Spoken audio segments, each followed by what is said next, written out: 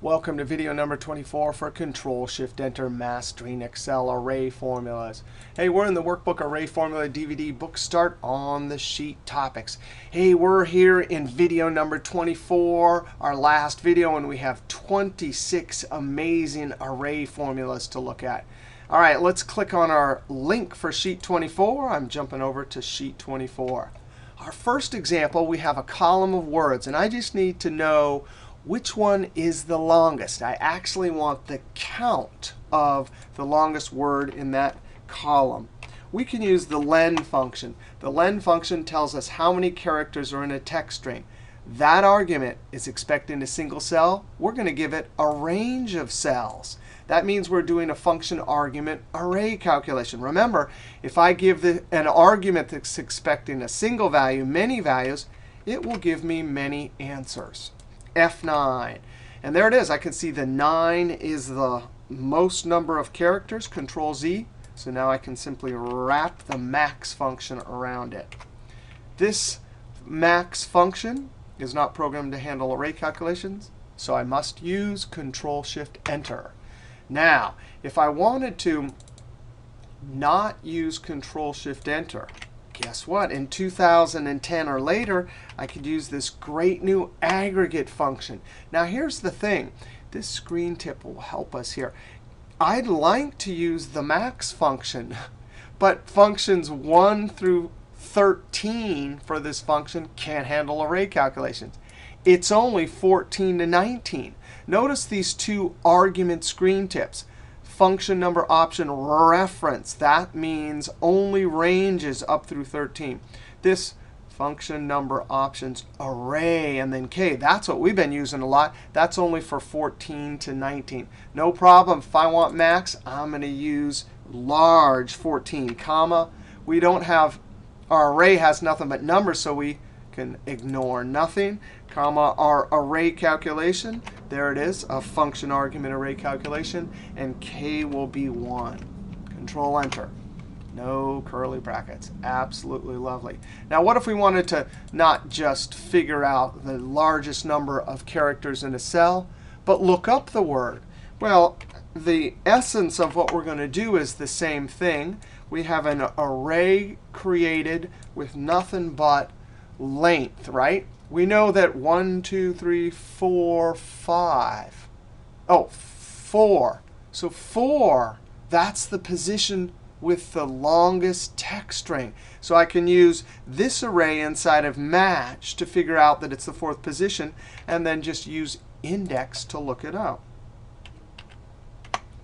Here's the array for index, comma, and then the row number. I need to use match to get that. Now, that's given me all of them, and I want just the max, so I say max, comma, and then the lookup array. Do need to put comma exact match, because that range is not sorted. And this is going to require Control-Shift-Enter, because we have a bunch of arguments here that are not programmed to handle array calculations without Control-Shift and Enter. You can see we got our curly brackets there. If I were to type 2013 here, it would then look up whatever the longest one is, Control-Z. Now, let's look at our next example. The next example is a lookup example. So I want a formula here that can look up June and return her rate to this cell. The problem is there happens to be some extra spaces that for whatever reason we're not going to go through and get rid of. No problem. We can do a straight lookup using index. I want to look up the rates, comma, and I'm going to use for row number match. I'm going to look up that name within this range right here, and comma 0, because it's not sorted. That is not going to work. And the reason why is, whereas F9, that's June with no spaces, Control-Z, that if we evaluate it, we can see there's all sorts of extra spaces before, after, and even extra spaces between words. Control Z. No problem. We can use the trim function. Now, usually people think the trim function is great for getting a haircut or going on a diet, but no way. It simply removes all spaces except for single spaces between words. It's going to spit out a bunch of answers, F9, and there it is. All the spaces are gone except for single spaces between words. Control Z, and that argument is not programmed to make array calculation, so we have to use Control Shift and Enter. Absolutely beautiful. If I change this to Tom Dill, there it is, looking up the right rate. Now, what if this was sorted? We could simply not use index and match and Control Shift Enter. We could not use log. We could use lookup. Lookup can do array calculations. I'm going to look up June, comma, and there's two vectors, lookup vector and result vector. And both of these can handle array calculations. I'm simply going to say, hey, trim all of those. The value here will find a position in the lookup vector, comma, and then the result vector. That's it right there. That's what I'm returning. Control Enter. No Control Shift Enter. I don't see any curly brackets. All right. Next example. What if we want to count all of the characters? So I have a bunch of data in a column, and I want to know the total number of characters. We're back to the len function. I'm going to get the numbers from that entire column. This is a function argument array calculation. It returns all of the lengths. So now I simply need to add them. Now, instead of using sum function and Control Shift Enter, I'm going to take advantage of the sum product array argument. That can handle array calculations without Control Shift Enter. Now, we're only using one array, so we're not going to use the product part of sum product, only the sum. It's great when you want to add an array calculation. Enter. There's 19. Now, what about if we had a bunch of spaces in a column, and we need to actually count how many extra spaces people type? Well, this will give us all of the characters, including spaces, and spaces count as characters. Well, what do? We need, that's all of them, and we need to know how many there are without the extra spaces. So we'll do the same formula, but give it a haircut, or put it on a diet with the trim function. The trim function will remove all those extra spaces, except for single spaces between words, which is what we want here. So there's 19. We can simply subtract these two. Now, we could do this in a single cell.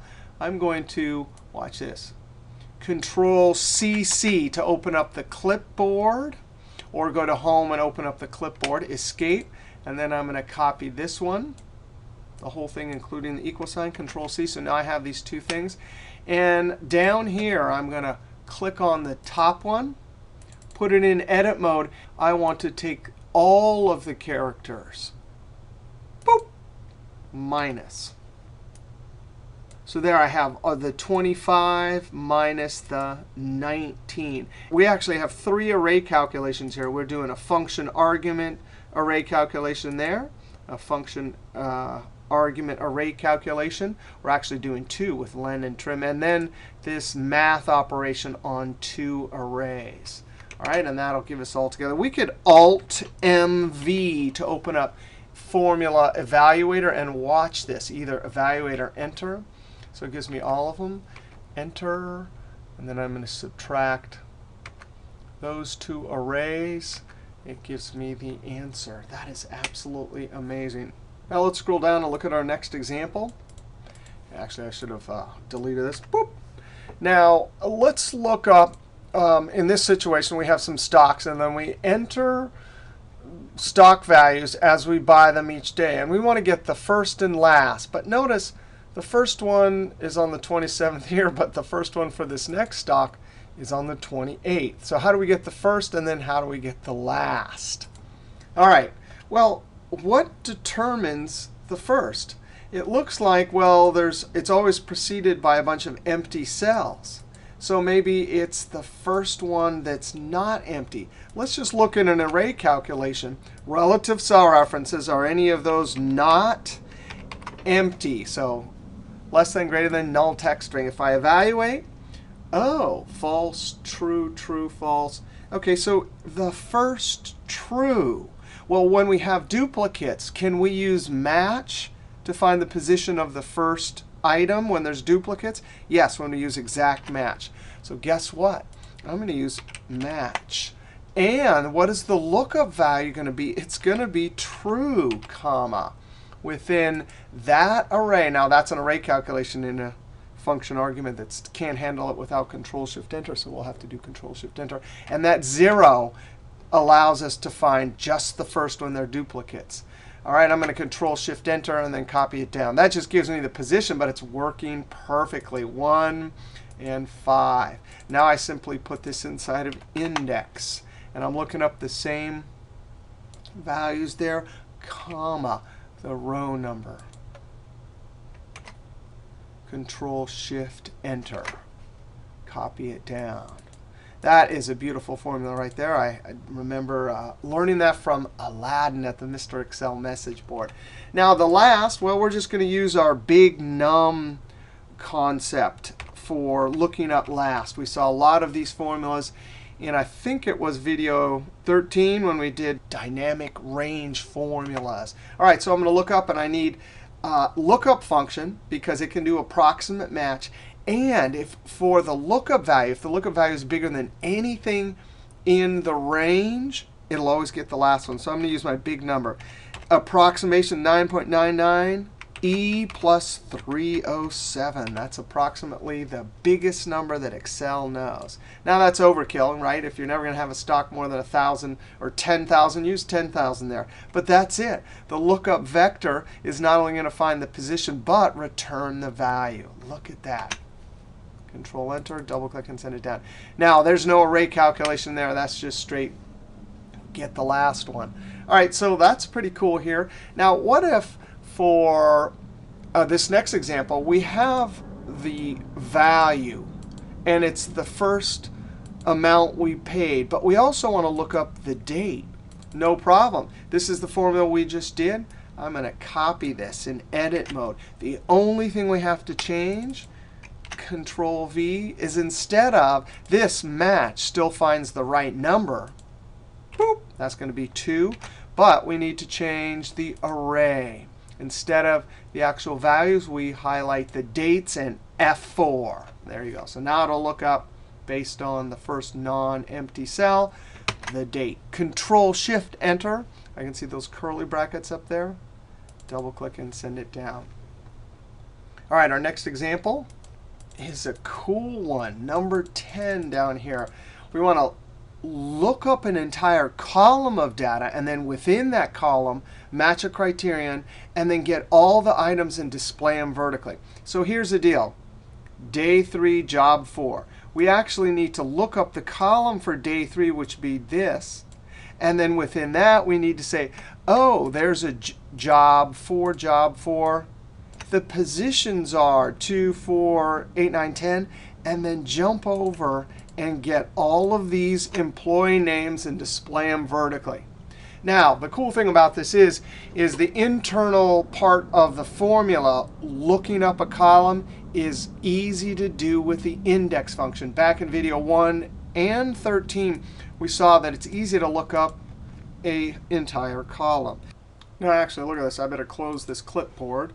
And in this cell, we're first going to count how many jobs there are in whatever column it is we looked up, and then we'll extract. All right, so the formula element that looks up a column is we'll use the index function. We'll give it a two-way array. And I'm going to lock this with the F4 because I'm going to use this formula element over here also. Comma, and the row number. That's the trick for us. What are we looking up? We're looking up a column. Well, what do we want when we get a column back? We want all the rows. So to tell the row number, hey, give me all the rows in this two-way table up here, you either put a 0 or leave it empty. Now we can get our third argument, which is column number, and we'll use the match. I'm going to say look up day, F4, comma, within F4, and comma. I'm going to leave the last argument off because this is sorted. It's day 1, day 2, day 3. That match will always give us the position, right? It just tells us which column. And then because we left the row number empty or with a 0, it'll know to give us all the rows. Close parentheses on the match, close parentheses on the index, highlight, and F9. Wow, that is so cool how to look up a column. Now, it's important to remember from our earlier studies that when index delivers that F9, it is an array syntax. So we think it's an array calculation. But Control Z, index always delivers a range, not an array. So guess what? We can use this in our COUNTIF function. Whoops. That says range. That is a range. We come to the end, and within that looked up column, I want to count how many jobs there are. Actually, I'm going to copy. All right, Control Enter. No, Control Shift Enter. There are 5. If I was to change this to day 1, oh, look, there's only 1. Control Z. Now, our data extraction formula. Well, we are looking up a column. That column, we now need to figure out which rows. 2, 4, 8, 9, 10, right?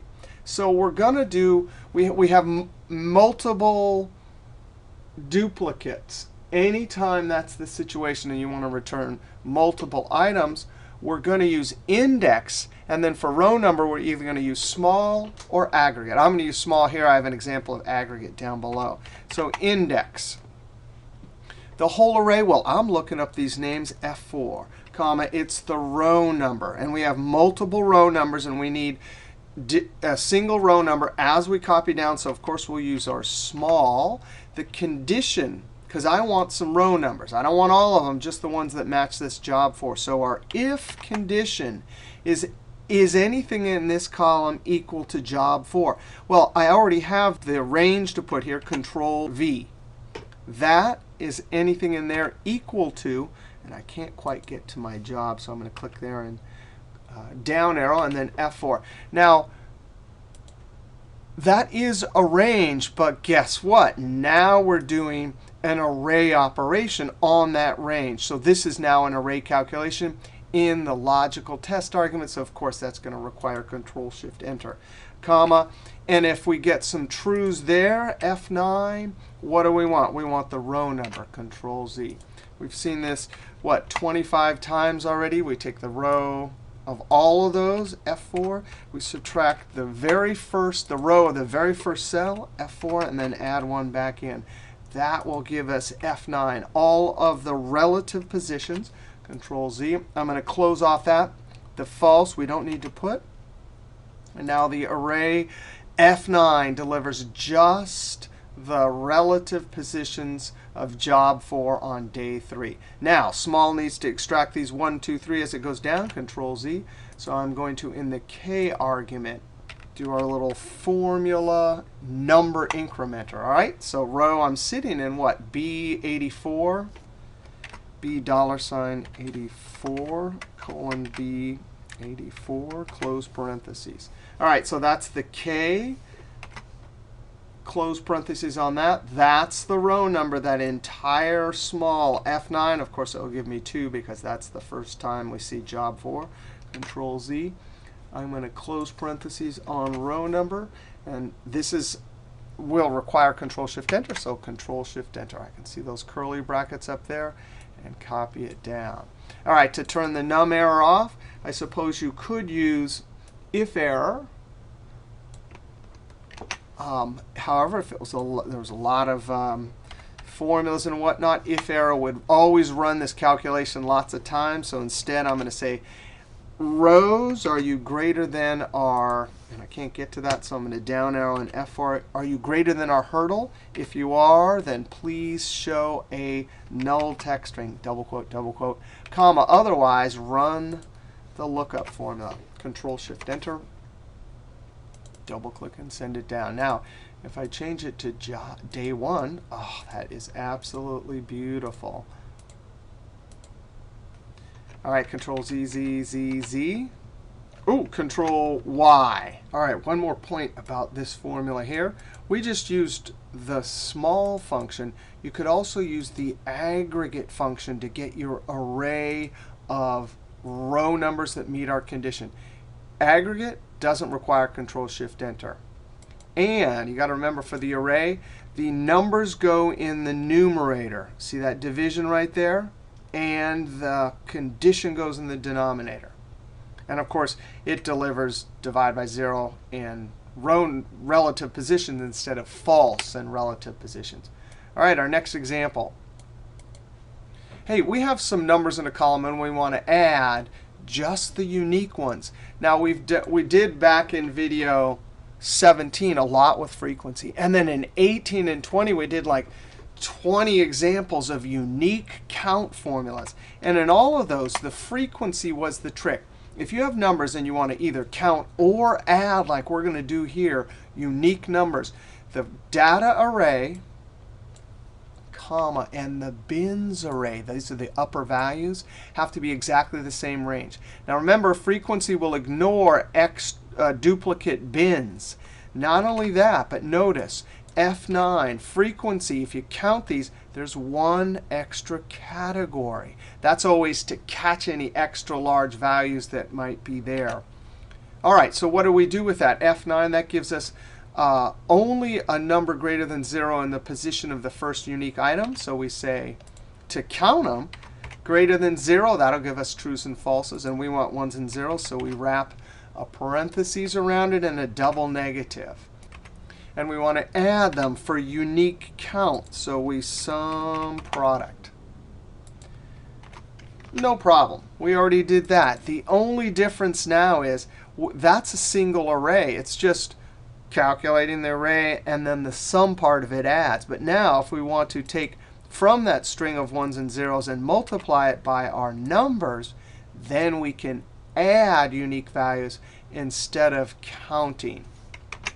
Now, what's the mistake that I made? We just mentioned, what does the frequency do? It spits out one category more than the bins we gave it. So you got to make sure, if you're going to use frequency, that the actual second array, boop, you do one more. And now, no value error. The value error came from the fact that the two arrays were not the same dimension. Control Enter. So there we have added. Now, what if you wanted to do it, your values are situated horizontally? Well, we know that the frequency function spits out a vertical array, so we can't multiply using sum product vertical array and a horizontal array because they're not the same dimension. But no problem. What we're going to do is we're going to take the result of the frequency function here, use the transpose. That'll take it from rows to columns, F9. And now we have our ins. This is the unique count part of it, but these are columns. You can see the comma. Comma means column in array syntax. Control Z. So we simply come to the end. That's a single array, comma. The second array are actual values. And same thing, one more. And now we can add. Now what about an empty cell? Let me do this up here. Delete. What? A value error? Well, the frequency, let's see what it spits out. Actually, it's programmed to ignore that empty cell. So right here, instead of delivering 1, 2, 3, 4, 5, 6, 7, 8, F9, it delivers 7 values. Control Z. So that's not going to work if we have empty cells. Control Z. No problem. We saw a more robust formula. And the trick we did was, instead of using straight ranges for data array, we had to say if not empty, then run the match with an array calculation there. Same ranges in each one, just like the frequency. And then if we got any trues there, in the data, the bins array, we have all of the relative positions. We said sum if. The frequency right there, F9, that's the logical test. It gave us a number in just the position of a unique item.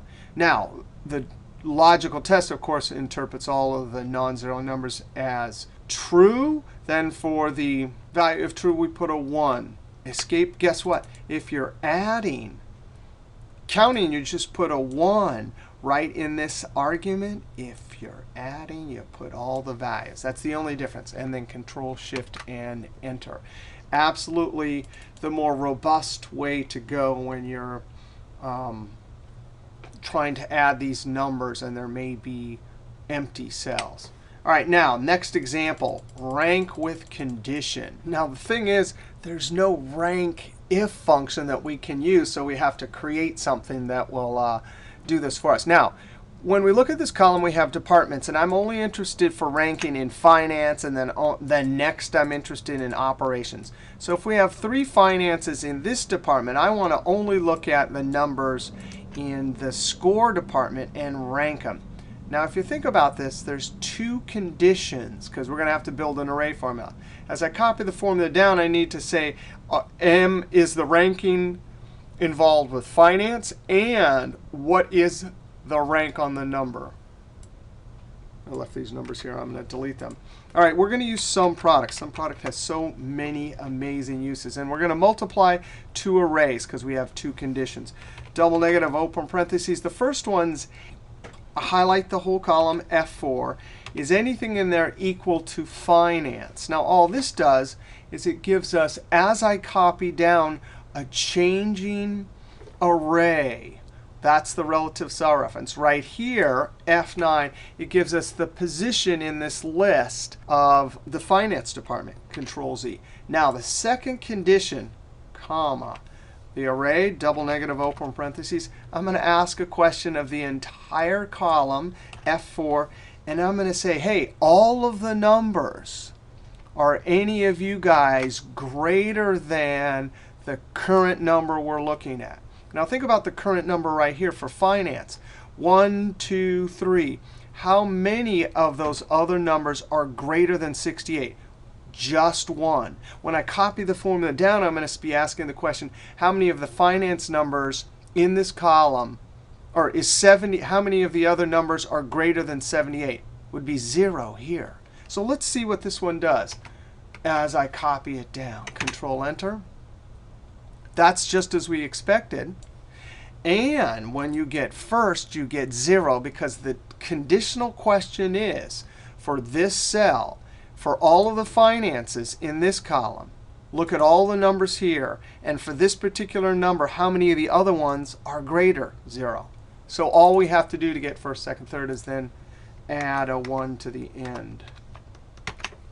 Rank with condition. Absolutely awesome. All right, our next example. Now, the situation is we have a lookup value in a single cell that contains 2 characters. And lo and behold, those characters are in separate columns. We still need to use this, compare it against 2 columns, and look up and bring sunset back to the cell. Now, we're going to see 2 solutions. The fastest calculating is going to be the match and index. So the index, well, what am I looking up? I'm looking up these. And for the row number, I need the relative position, so I'll do match. The lookup value is easy. The lookup array, hey, we're going to do a join array calculation. Ampersand and just join these together. So from 2 columns, F9, we get now a single column. Totally cool. Control Z. Comma, and then we're doing exact match because that's not sorted. Now this is an array, join array calculation. That argument requires that we use Control, Shift, and Enter. So that'll work. And guess what? That solution is at least twice as fast as this next solution. And you could see I have timed these, and those are the times I came up with. You can look at that workbook. It's in the timing folder. Now, what if you wanted to use VLOOKUP or had to use VLOOKUP for some reason? Well, we would have to somehow create a table, because VLOOKUP requires some table with a single lookup column and then some column to retrieve something from. Check this out, VLOOKUP. Our lookup value, we're just going to have that value there, comma, and we're going to create our table. Now we're going to actually use the choose function to mash 2 columns together to create inside our formula the actual table array. All right, so we're going to use choose.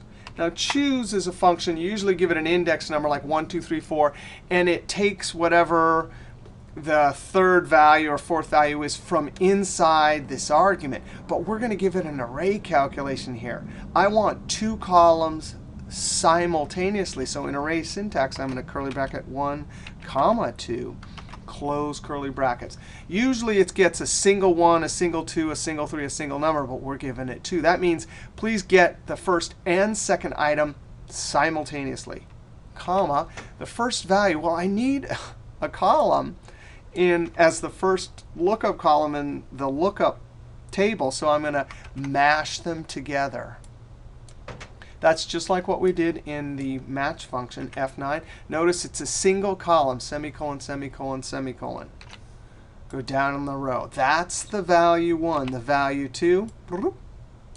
And lo and behold, when I close this off, because I told the choose to get both of them, F9, we have just made a lookup table inside our formula. Notice the array syntax. BB, comma means go over a column, and bellen. So the lookup value is in the first column. The value we're going to retrieve is in the second column. Then semicolon means go down a row. The next lookup value, the next item. Absolutely amazing. Now we finish this off, comma, the value we're returning is in the second column, comma, we're doing exact match, so I'm doing 0. Those things actually do look like they're sorted, but we're going to assume they're not. And this is an array calculation, so I have to use Control, Shift, and Enter. Absolutely amazing. If I put BB, works like a charm. So a couple array operation, a direct array calculation, join using ampersand, and then a function argument using an array constant. Our next example, down here 16. We're going to add with criteria from multiple columns across multiple sheets. Now here's the problem. Here's our setup. We have criteria here, and we have week 1, week 2, week 3. Let's go look at these. And if we're doing sum if, there's the criteria. We're going to need a column with all the criteria and a column with numbers to add. So I'm going to look over here. Oh, there's the B column with the criteria and then the C column. Over on week 2, same setup. So notice so far there's actually 2 B columns with criteria. And when I go over to week 3, that means there's 3 columns with criteria and 3 columns with numbers. So we can't simply go sum if and put those 3 different ranges there. It's just not going to work. Now luckily there's a function we can use called indirect. And it'll allow us to construct from 3 different columns on 3 different sheets a range that sum if can understand. Now let's look at the syntax for a sheet reference. I'm going to type an equal sign and click on week 1 sheet and just highlight this column and then enter. Value, or because we have more than one value and we're trying to enter it. But look at this. The syntax for a sheet reference is you have to have a single apostrophe and then the name of the sheet, another single apostrophe, an exclamation point, and then the cell references. So check this out. I'm going to put this right here. Here's how we use indirect function. Indirect. What does it do? It takes text in this argument right here that represents a reference and converts it back to a reference. So here's what I'm going to do. You got to put sheet names in some cells somewhere. And then I'm going to, remember I need a single apostrophe sheet name and another single apostrophe. So in double quote, single apostrophe, double quote, right? I had to put that single quote in double quotes, and I have to join it to, and boom, I just highlight the range with the sheet names. Sheet name, sheet name, sheet name, right? And then I ampersand, and I have to add the rest. In double quotes, a single apostrophe, then the exclamation point, that means sheet reference, and B2 colon B7. end double quote, close parentheses. Now, if I evaluate this, it's only going to show me the first item from each column. F9, west, west, east. Control Z. I'm going to Control Shift Enter. You can see it's west, west. It's just showing me the first part. But guess what? The function SUMIF will see all of the numbers. All right, now we're going to need to put this twice. Remember, B is criteria. C column is the number. So I'm going to copy this. Control C. SUMIF. There's SUMIF. The range, comma, criteria. Oh, it's the west. Comma, the sum range. Control V. And I'm going to change the B's to C's. All right, so there we have our sum range. And now, when we've used SUMIF, COUNTIF, match, all those functions, and we put more than one item into an argument that expects a single item, it pops out a bunch of values. But here, we only have one criteria there. But this indirect function, it is going to deliver 3 columns, which will force SUMIF to deliver 3 values, which will be, those 3 values will be the conditional sum from each sheet. So F9, absolutely amazing. On the first sheet, we had west total of 60.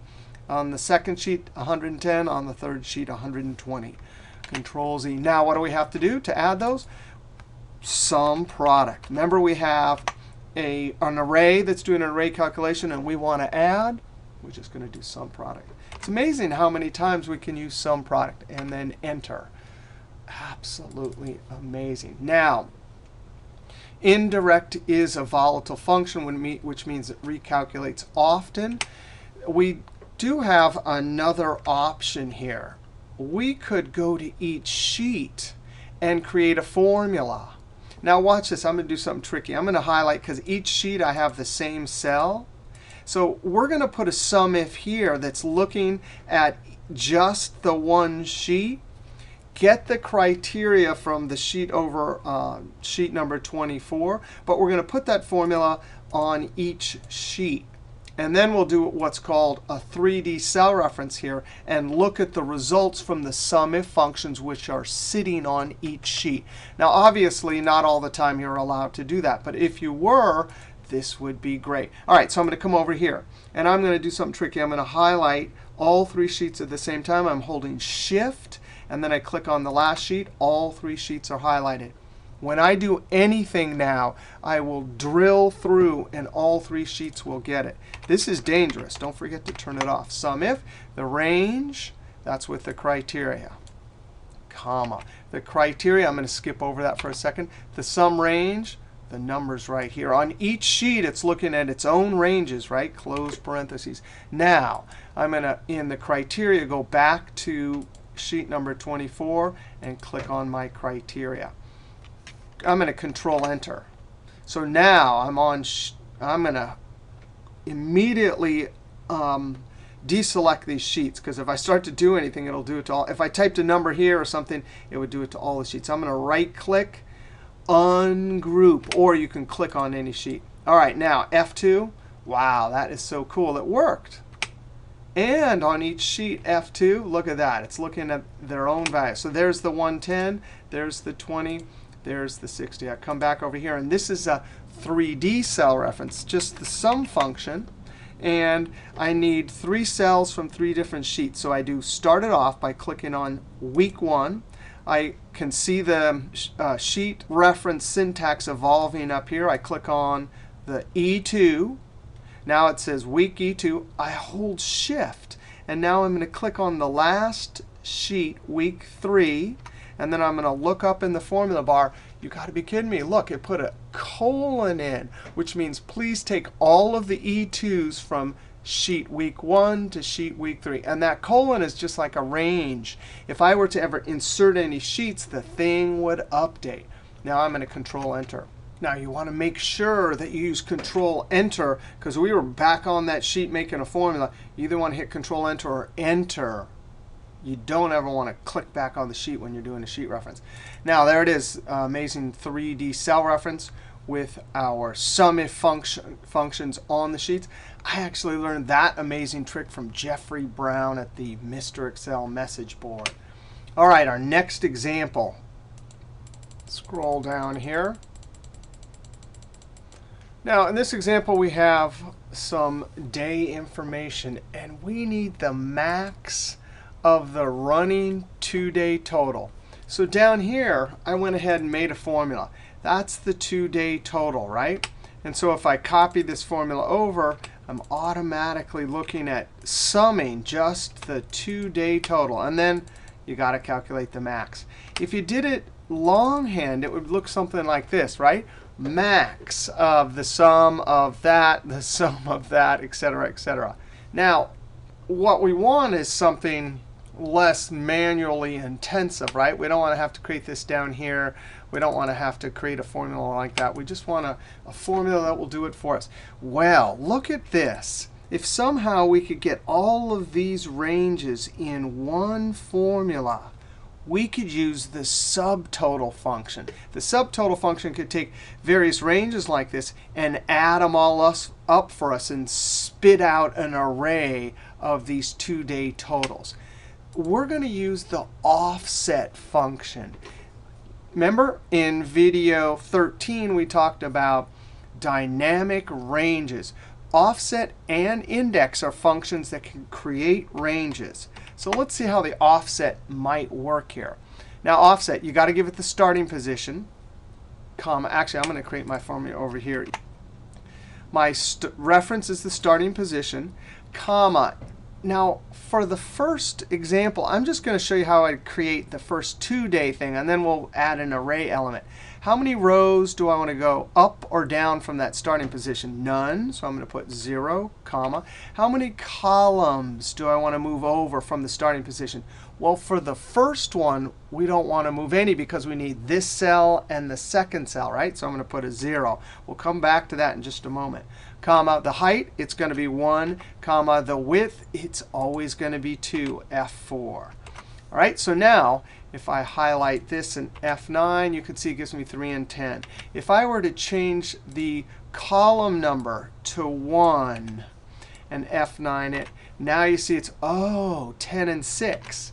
If I change the column, again, that's from the starting position. How many positions do you want to move over? Move the starting position. If I changed it to 2, you got to be kidding. The starting position is not here. It's 1, 2, and it's got those 2 right there.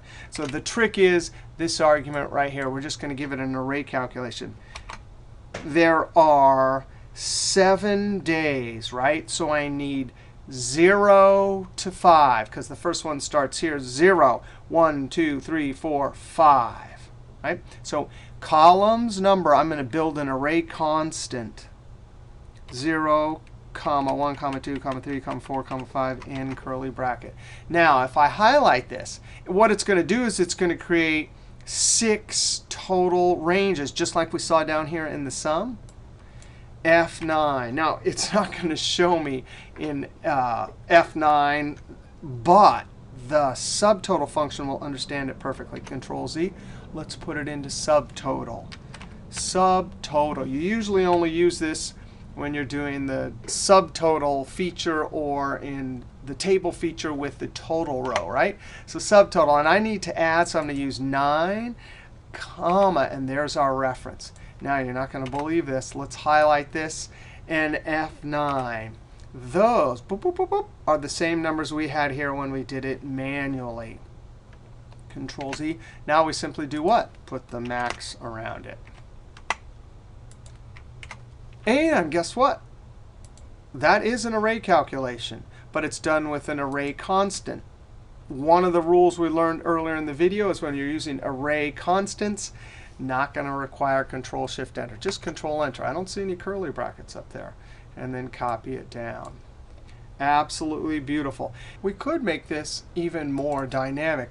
Notice we hard-coded these values in. So if the template changed, we added more days or something like that, then this wouldn't update. So I'm actually going to copy this. Control-C and paste it right here. Copy it down. Leave that one there. And then amend this one. So how in the world would we create a dynamic array from 0 to 5, but if we added a bunch more days, took this and dragged it way out or something like that, how would this change?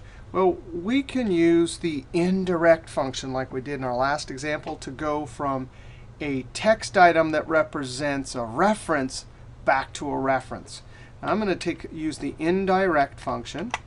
And inside the reference text, I'm going to, in double quotes, 1 colon. That means one row colon to some other row, end double quotes. And I'm going to join it to columns, because the information for how many days there are comes from those cells right there. Columns will count how many. I'm going to close this off and delete that curly bracket. If I were to F9 this, you can see it gives me 1 to 7. Now that is a reference that means first row to 7th row, but it's text. But that's not going to work. I don't really want 1 to 7. I want 0 to 5. So from the columns, I'm going to subtract 2, F4. Now, why did I not put any parentheses? Because the minus and the ampersand happens way at the bottom of the order of operations. So this will calculate first before that. Now, right now, F9, that gives me 1 to 5. I really need 1 to 6 and then subtract 1, Control Z. So I subtract the 2 and add 1 back in. Now, from the indirect here, F9. Oh, it won't calculate because it's too big. Anyway, that gives me what I want now, 1 to 6. But I need it actually wrap the row function around this. And then we can evaluate F9. 1, 2, 3, 4, 5, 6. We need to just subtract 0. And that is, I'm subtract 1. And now our columns with the subtracting 1, F9, there it is, dynamic. Control Z. And this is an array calculation. Let's see. Yes, right there. So we have an operation on an array of values. So we're going to, if we hit Enter, it doesn't work. But if we Control-Shift-Enter, we got our curly brackets up there, and our formula works. That is a pretty cool formula. And this formula here, with the offset subtotal, I learned that from Dominique at the Mr. Excel message board. All right, let's go look at our next example. Scroll down here. 18, example 18. Hey, this is a great one here. We have some descriptions of boomerangs just purchased at an auction, and here's the auction result. And we need to look up actually inside the text string. And if it says fast catch, freestyle, or accuracy, I want the cell to say fast catch, freestyle, or accuracy. So from the description, I need to look up one of 3. Let's see, down here, this one has freestyle. I need to, in that text string, look up one of 3 things. And if we find it, return it to this cell. Now, let's look at the search function. The search function is great.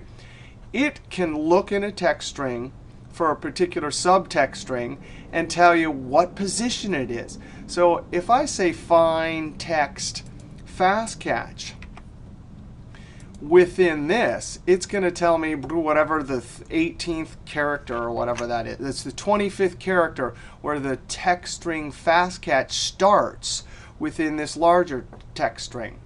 All right?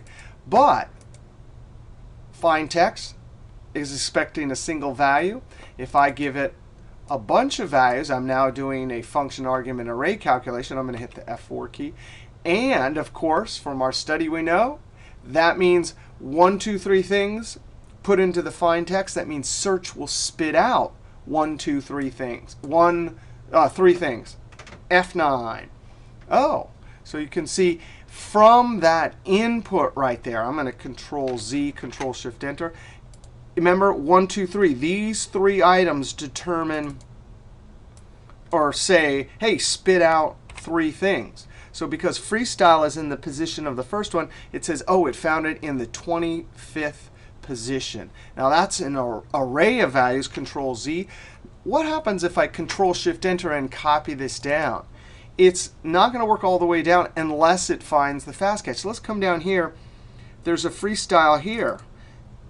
Highlight F9. Oh, so we're getting an array of values. The reason the 17 is appearing in the second position is because freestyle is in the second position. But guess what? That is 1, 2, 3, an array of values.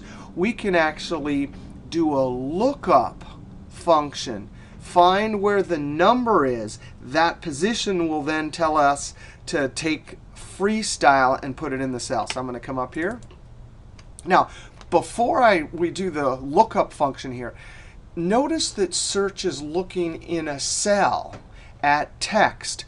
It would be helpful if we knew the maximum number of characters allowed in the cell, because we're going to use our big number concept to always find the last one. So I want to come over here, and all I did is I used the repeat function. Repeat is great, right? You can repeat things. Now the text I'm going to repeat, I'm just going to pick the skinniest thing I know. That's an exclamation point. And I'm going to repeat it. How many times? 2,15. Value error. But check this out. If I do 215 minus 1, that is the maximum number of characters allowed in a cell. So if I use the big num 2 to the 15th, for this particular lookup situation, it'll always find the last one. So I'm going to use lookup. A lookup is great because it can handle array calculations in the lookup vector and the result vector. So lookup, I'm going to do 2,15, 2 raised to the 15. Now, all this would do is it's going to use some big number and always find the position in this array. I come to the end. And what is it that I want to return to the cell? These values right here, F4, close parentheses. By the way, this formula assumes that we're never going to have freestyle and accuracy in the cell. If we did have that situation and we wanted to list both of those words, that would be a completely different formula, right? Because we'd have duplicates, and we'd have to return multiple items to the cells. All right, so I'm just going to Control-Enter. Double click and send it down. Now I'm going to get rid of these NAs by using the if error. We have to run this whole thing in either case to find the error or do the lookup. So I'm just going to use if error and then come to the end, value if error, double quote. Control-Enter and copy it down. Absolutely beautiful.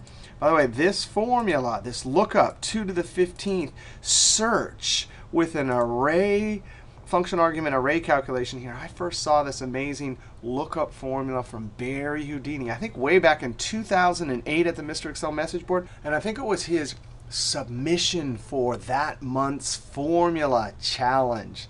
All right, that's a pretty cool formula. Let's look at our next example. All right, we'll scroll down here. Example number 19. All right, lookup multiplying. Well, we've already done lookup adding, and we used the sum if and sum product. Now, here's the situation. We have probabilities, 0.8, 0.2, and F represents caught the fish. NF means didn't catch the fish. And here we have, we're building the complete sample space. And for each one of these rows, we need to multiply. So for the first one, we need to multiply 0.8 3 times. For the second one, we need 0.8, 0.8 for these two. But for the NF, we need 0.2. So in some ways, this is a look up 3 things and then multiply. So as I copy down, I'm always looking up 3 different things. Well, if you remember back to video 5, we used the sum if. We made a function argument array calculation. Now, the range here are going to be these 2 letters up here, and I'm going to have to lock it. And then comma, the criteria are going to be relative cell references. Now, notice there are no duplicates here. Also notice that this is a function argument array calculation. I'm giving it 1, 2, 3 criteria. So it's going to return 3 values. Comma. The sum range are these numbers, F4 to lock it. Now notice, there are no duplicates here. So it's never, we're not really using sum if in the normal way where we're adding because there's lots of duplicates. It's just going to look up based on the criteria, 1, 2, 3. It's going to find 1, 2, 3 and return the 0.8 3 times. Let's just highlight this in F9 and check it out. There it is. Control Z. Now, what do we want to do with those values? We want to not sum. Back in video 5, we used sum product. Here, we're just going to use the product function. Now, product function number argument does not automatically calculate array calculation. So we're going to have to use Control Shift and Enter. Double click and send it down. So working perfectly here. If we look at the inner parts of this, the sum if for our lookup part of it, we're looking up F, NF, and F. So we should get 8, 0.2, and 8. And when I hit the F9 key, boom, that's exactly what we get. And then product multiplies. All right, let's look at our next example.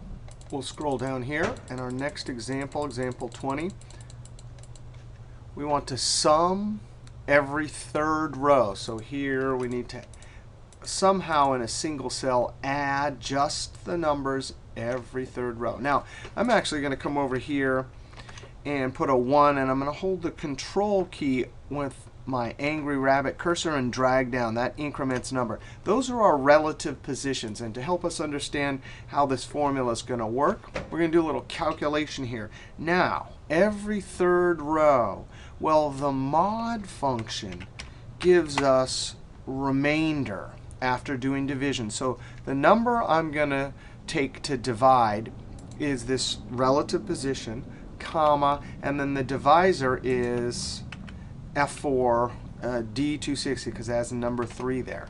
So this will just give me the remainder. Control Enter, remainder 1. Copy all the way down. Only when it gets position 3, 6, 9, relative position 3, 6, 9, etc., do we get 0, 0. So we can convert that to trues and falses with, hey, is that equal to 0? All right, so we need to simulate these two things in our formula. We know already, I think 20 times we've done it, how to create an array of relative positions. But we're going to do it inside the mod, right? Because the number needs to look at all those. So I'm going to give me the row of all of these, F4, subtract the row, F4 plus 1. Someone should count and figure out how many. I think we've done that like at least 20 times, maybe even more. All right, the divisor, that number, F4. Now if I highlight this and F9, there are our remainders for the entire set of numbers. Notice this is a helper column inside our formula. We simulate that helper column, Control Z. Now I'm going to say equal to 0. That'll give us trues and falses. And I would like to convert those to 1s and 0s. This is going to be our array, our first array inside of sum product. That array right there, F9, gives us only where we see the 1s, Control Z, comma, array 2. Do we want those numbers to add? F4. Well, we don't need to lock anything here. I've been hitting the F4 key even though I didn't need to. All right, so there you go. 11. If I, change this to 100, there it goes. It'll only take every third number. All right, Control ZZ. All right, let's scroll down. Look at our next example. Example 21. Hey, we have retail price, and from a wholesale catalog, we have our series discount. And from that, we need to calculate what's called the net cost equivalent. That's going to involve extracting all 4 discounts, dividing by 100, because we need our decimal, and then taking 1 minus each one of those series discounts to get the complement, and then multiplying them. All those calculations will deliver our net cost equivalent. So the inside part of this formula is first going to have to extract simultaneously those 4 discounts. So I'm going to look at the mid function. Now the mid, we take some text, and that is a text string there, comma. Let's just see if we can get that 0, 5. So it wants the starting number. 1, 2, 3, 4 is the starting position of what we want to extract, and then comma how many characters? Always 2. So if I Control Enter, I see my 0.05. If I were to change this to 7, the 10 starts at the 7 position, so it would give me 10. So that argument's expecting a single number. We're going to give it 4 starting positions. So of course, when we do that, this is a function argument array calculation, the mid will deliver 4 items in curly brackets, 1, 4, 7, 10 in curly bracket. That's an array constant, which means we don't have to use Control-Shift-Enter. I'm going to highlight this in F9. Now notice the mid is spitting out text. Of course, we need numbers. Any math operation on text numbers converts them back to numbers. Control-Z. Oh, and we need to divide by 100 so we can accomplish both things, dividing by 100 and converting back to numbers with that divide by 100, F9. Those are the discounts, Control-Z. 1 minus to give us our complements, Control-Z, and product to multiply. And there, Control-Enter, no Control-Shift-Enter because of that array constant, and copy it down. Now, what if you have this situation, right?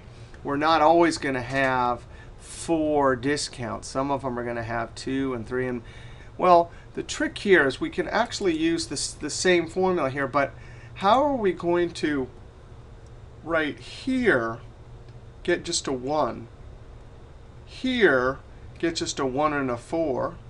This one, where there's 3 discounts, get a 1, 4, and 7. Well, you could see over here I put the different either number or array constants we're going to need. We're going to use the choose function to look up the right start number, whether it is one of these array constants or the single number for a single one here. So inside the mid, we're going to need to look up the right item for start number.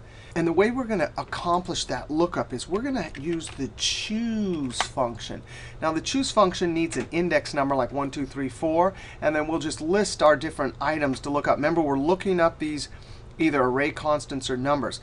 But the trick is, how are we, as we copy the formula down, here going to get a 4 for, that's the 4th item we're looking up. Here a 2. Here a 3, and here a 1, right? Because we're going to list them in that order.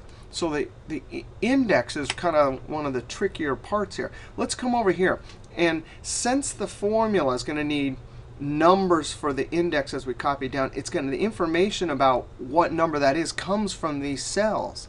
And notice forward slashes, right? When there's 0 forward slashes, we need the number 1.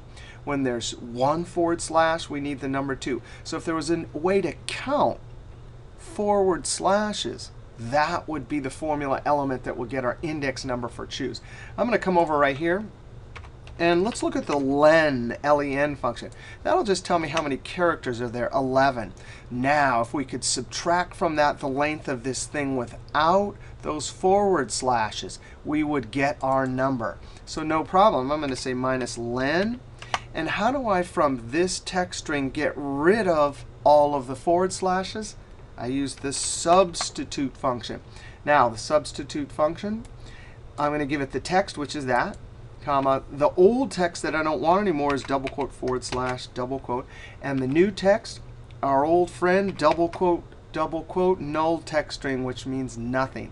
Now, this substitute right here, F9, oh, look, it has just that without the forward slashes. That'll be a count of 8. For length of that, F9. And 11 minus 8 is our 3. Control Enter and copy it down. Now, that's going to be one number off because we need 1, 2, 3, 4. So we simply add 1, F2, plus 1. Now, that is text number format. Control 1. Oh, I'm just going to apply general, Control Shift tilde, and then F2, Control Enter.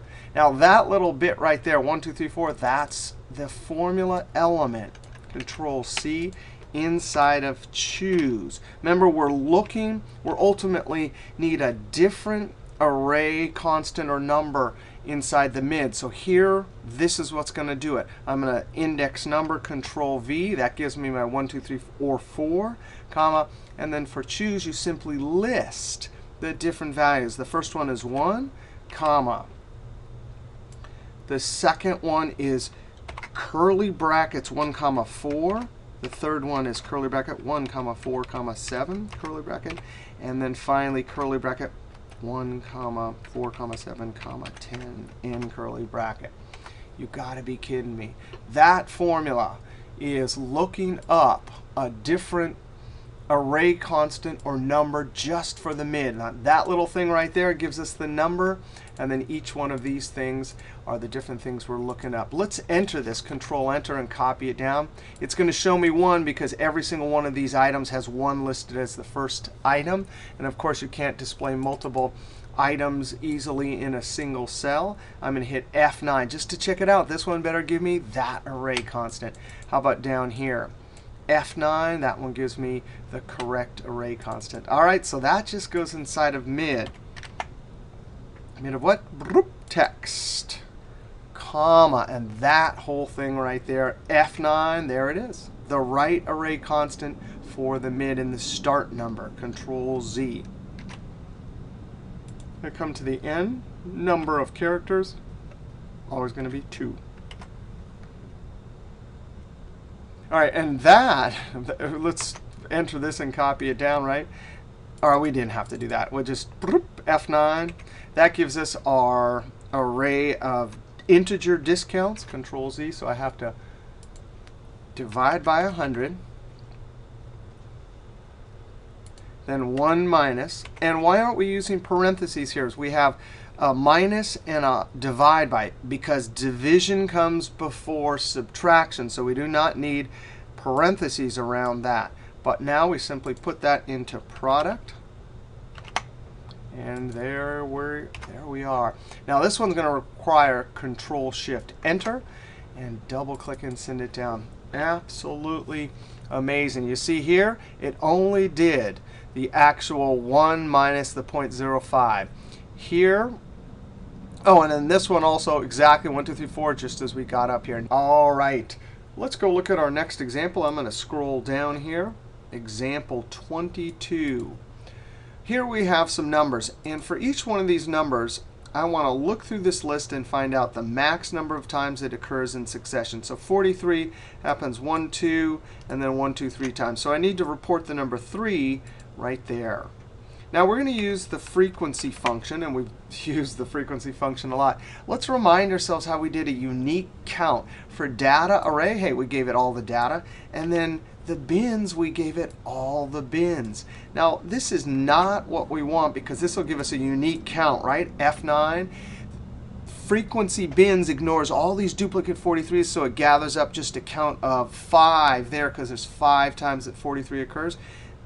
Control Z, not what we want, but we can alter these two arguments to get the result we want. So instead of all the numbers, I'm going to add an if function here. And in the logical test, I'm going to do array calculation. I'm going to say, hey, numbers, tell me which one in there is equal to 43. Actually, I need to lock these. F4, F4. All right, so instead of all the numbers, I just want a true for each 43. That's the logical test. That is an array calculation in the logical test argument of if, so it will require Control Shift Enter no matter what we put around it. Comma, and the value of true, I need some numbers here. I'm going to put the row numbers. Now, I don't need relative position like we've done so many times. I want a number. I want 326, 327, etc. So let's close this off and look at what this evaluates to. F9, 326, 327, the two numbers in succession for 43, and then a bunch of falses, and then 332, 33, 334 for these three. Now, this is the data. what would we need as bins, which are upper values? Remember the bins and frequency. If you give it an upper value for a bin, it says everything equal to that and less than that. So what would we need to count these? If we had a bin of 328, you would count everything equal to or less than that number, so we could count those two. And down here, what would the upper bin need to be? 335. Well, we can do that. Control Z, take this same construction, copy, and instead of equal, we say not equal. Remember, I'm dumping rows into the bins now, and I have to just say not. Now if I highlight bins and hit F9, you got to be kidding me. Because I said row number that's not equal to 43, there's my 328 that's going to count the 326 and 327. And there's the 335 that's going to count row 334, 333, 332. Absolutely amazing. Control Z. Now close parentheses. This will deliver F9, an array of counts in succession for the number 43. All we need to do is wrap a max around it. Control Z, max. And it doesn't look like I've been paying attention here. F4. I need to lock all of this. F4. Now I can simply Control Shift and Enter. That is absolutely amazing. Right, so for the 68, we get a count of 2. Now, our formula we just used is working on numbers, right? So the formula works on numbers, but this exact same formula will also work on text. Let's take a look here. We're trying to count the max text items, OS, that occur in succession. So I see a 2 and a 3. The reason the same formula will work is because the if, the logical test, is working off of text, but it's delivering trues and falses. It is the value if true. That's the row function, right? It's dumping numbers into the frequency function. So the formula works whether these are numbers or text, because it's row numbers that are in the data array and in the bins. All right, now let's look at another example of this. And we want to notice the two examples we just did are based off of a single column. So that formula, single column in the logical test. Let's go see what happens if you had two columns. And our example here is about a football team. I want to ask the question, Team OS, what's the max number of times in succession they've been to bowl games? But we're given a win and loss column, right? But I can see that OS, it had 2 wins and a loss. So that's 3 in succession. Here, neither one of these are OS, neither one. So those are all out. But oh, this one, there's a loss, 2 wins, and a loss. So it looks like there's 4 in succession. The formula reports a 4. But notice, if we're asking the question about OS, we're getting information from 2 columns. So how are we going to determine the row numbers? Those row numbers and these row numbers are going to be in the data array for frequency. How are we going to get those? Well, we're going to ask the question, hey, is one column equal to OS? I'm going to get true, true, false, and add it to, using Boolean or, the second column. Anything in here equal to OS? False, false, true. Notice the question is, did you get a win or a loss? Boolean is addition. So we simply add these two. We get true plus false, true plus false, false plus true, false, false. We'll get a string of 1, 1, 1 here, and down here we'll get 4 ones. That will determine the row numbers. That's for the data array. But what about for the bins? Remember, in order to count these row numbers, we need upper values. Frequency, we give it the upper values, and it counts less than or equal to that. So we're going to need the upper value 381, and we're going to have 388. Let's go look at this formula. I'm going to go into the frequency, the data array. Now this is the same formula we just did a moment ago, except for now we have in the logical test, we're asking the question of two columns. Anything equal to OS, that's that one right there. And then we add doing Boolean or, and then the purple one, anything in there equal to OS. When we F9, there's our strings of ones and zeros. To determine the row number, Control Z. If I go into the data array and now hit F9, there are our row numbers. Control Z. But that's the data to be counted. We need an upper bin. We need a 381, and we need a 388. Control Z. Let's come down here.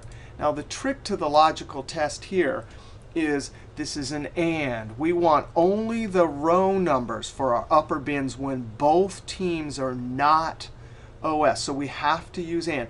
Both conditions must be met. If I F9, I'm getting the ones right in the middle. Those are the only ones where both the win and the loss is not OS. Control Z. And let's check out the bins array.